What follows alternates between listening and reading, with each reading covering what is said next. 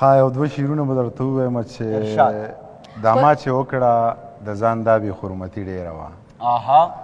دا ما چې وکړه د ځان دا بې حرمتي ډېره وه او مرګه راځه که نه بس دومره زندګي ډېره وه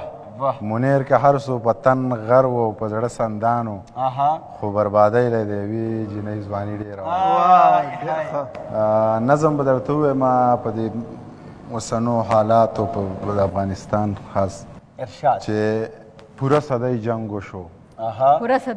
پوره صدۍ جنګ وشو د تباهۍ جنګ وشو یو وایي ما وګټو بل وایي ما وګټو څوک وایي انګریز وګټو څوک وایي ملا وګټو یو لیونی ناست دی او دغه خبرې اوري ځان سره داسې وایي د دوی مازغه خراب دی جنګ څوک ګټلی نشي په جنګ کې ګټه نشته جنگ سراسر تاوان دی یو لیونی ناست دی او دغه خبرې اوري ځان سره داسې وایي جنگ څوک ګټلی نشي په جنگ کې ګټه نشته جنگ سراسر تاوان دی که مو یقین نه راځي دا کونډې رنډې شمار کوي دا یتیمان وشمارئ دا ړنګ کورونه شمار کوي او دا برباد زړونه شمار دا کونډې رنډې شمار کوي دا یتیمان وشمارئ دا ړنګ کورونه شمار کوي او دا برباد زړونه شمار کوي